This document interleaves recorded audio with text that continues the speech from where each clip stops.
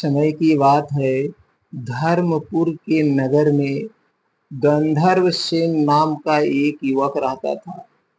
गंधर्व सेन की कद काठी बहुत आकर्षक थी। यही कारण था कि कई लड़कियां उससे विवाह करना चाहती थी, लेकिन गंधर्व सेन को उनमें से एक भी लड़की पसंद नहीं थी। ब्राह्मण पुत्र गंधर्व सेन जब अपने घोड़े पर सवार होकर नगर से निकलता था तो सारी लड़कियां उसे देखते ही रह जाती थी। गंधर्व सेन किसी की तरफ नहीं देखता था और तेज गति से नगर को पार करके रोजाना एक मंदिर की ओर निकल जाता था। यह मंदिर काली देवी का मंदिर था। गंधर्व सेन काली माँ का बहुत बड़ा भक्त था। वह हर दिन माँ काली की पूजा किया करता था। एक दिन जब वो मंदिर से लौट रहा था तो उसने नदी के किनारे एक धोबी की लड़की को कपड़े धोते हुए देखा। वह लड़की गंधर्व सेन को बहुत सुंदर लगी। गंधर्व सेन को उस लड़की से प्यार हो गया और वो दिन रात उसी के बारे में सोचने लगा। उसे लड़की से बात करने का कोई रास्ता नहीं मिल रहा था। इस वजह से वह बहुत परेशान रहने लगा। एक दिन उसने काली माँ के मंदिर में पूजा करते हुए यह प्रतिज्ञा ली कि अगर वो लड़की उसकी हो गई तो काली माँ के चरणों में अपना शीश चढ़ा देगा। गंधर्व सेन खाना पीना भूल चुका था। वो दिन रात उसी लड़की के बारे में सोचता रहता था। इसका परिणाम यह हुआ कि गंधर्व सेन बीमार हो गया। गंधर्व सेन की बीमारी की खबर सुनकर उसका सबसे अच्छा मित्र देवदत्त उससे मिलने आया। अपने परम मित्र को बिस्तर पर पड़ा देख देवदत्त ने उसकी उदासी का कारण पूछा। गंधर्व सेन ने देवदत्त को अपना हाल सुनाया और बोला कि उस लड़की से अगर मेरा विवाह नहीं हुआ तो मैं मर जाऊंगा। देवदत्त अपने मित्र से बहुत प्रेम करता था, बहुत प्यार करता था, इसीलिए उसने लड़की को ढूंढने की ठानी। देवदत्त उस लड़की को खोजने में सफल हुआ। देवदत्त ने उस लड़की के पिता से कहा कि अपनी बेटी की शादी गंधर्व सेन से कर दे। लड़की के पिता ने सारी स्थिति का जायजा लिया और अपनी बेटी का विवाह गंधर्व सेन से करा दिया। शादी को 5 दिन बीत गए और गंधर्व सेन उस प्रतिज्ञा को भूल चुका था जो उसने काली मंदिर में ली थी। एक दिन सपने में गंधर्व सेन को अपनी छाया दिखाई देती है।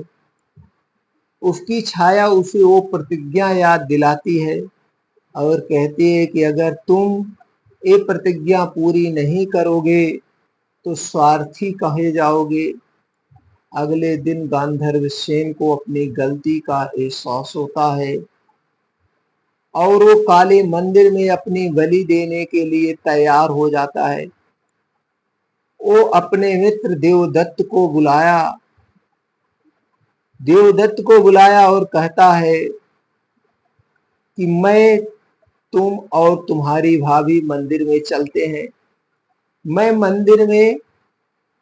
मंदिर में अंदर पूजा करूंगा और तुम बाहर अपनी भाभी का ध्यान रखना जिससे उन्हें कुछ ना होने पाए। उस जंगल में बहुत जंगली जानवर रहते हैं। देवदत्त मंदिर चलने को तैयार हो जाता है।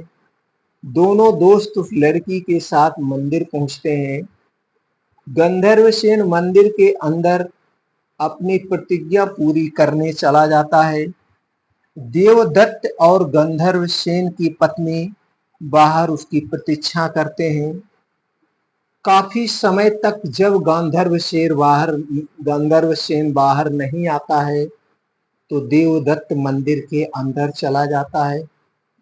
देवदत्त अंदर जाकर देखता है कि गांधर्व सेन ने अपनी तलवार से अपना सिर काटकर मां काली को बलि चढ़ा दिया है और वह इस दुनिया से जा चुका है।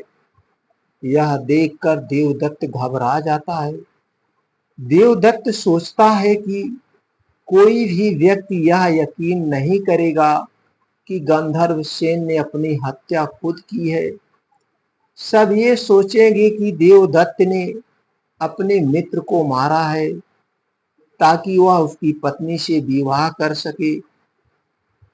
इस आरोप से बचने के लिए देवदत्त ने गंधर्व सेन की तलवार से अपना सिर भी काट लिया।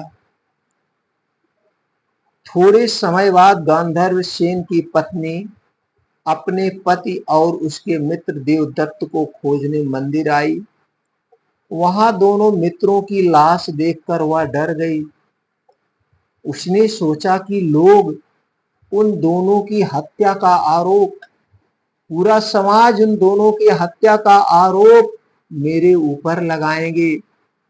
इस लांछन से अच्छा है कि मैं भी मर जाऊं। जैसे ही उस लड़की ने अपना सिर काटने के लिए तलवार उठाई, वैसे ही वहां मां काली प्रकट हुई। मां काली साक्षात प्रकट हो गई। दोस्तों, मां काली ने कहा, पुत्री, मैं तुमसे प्रसन्न हूं, बोलो क्या वरदान मांगती हो। लड़की ने कहा, आप इन दोनों को जीवित कर दीजिए मां। काली मां बोली, तुम इन दोनों के सिर इनके धड़ों पर रखोगी तो जीवित हो जाएंगे। लड़की ने ऐसा ही किया, लेकिन उससे सिर रखने में थोड़ी सी गलती हो गई। उसने गंधर्व सेन का सिर देवदत्त और देवदत्त का सिर गंधर्व सेन के धड़ पर लगा दिया। दोनों मित्र जीवित होकर उस लड़की के लिए लड़ने लगे। इतनी कहानी सुनने के बाद राजा विक्रमादित्य ने कहा,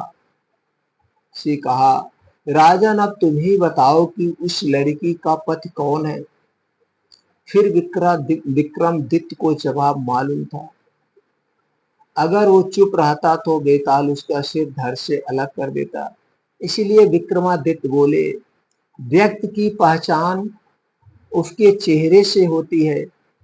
इसीलिए देवदत्त उस लड़की का पति होगा, क्योंकि उसके धड़ पर गंधर्व सेन का मस्तिष्क वाला हिस्सा लगा है। फिर बेताल ने कहा, इस बार भी तुमने सही जवाब दे दिया। तो दोस्तों, आपने देखा इस कहानी से आपको क्या ज्ञान प्राप्त हुआ, हमें कमेंट सेक्शन में जरूर बताएं।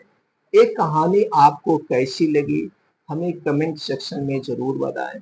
दोस्तों, इसी तरह और ज्ञानवर्धक कहानी सुनने के लिए, हमसे जुड़े रहने के लिए चैनल को सब्सक्राइब कर लीजिए, बेल आइकॉन का बटन ऑन कर दीजिए, जिससे हर एक कहानी की नोटिफिकेशन आपको मिलती रहे।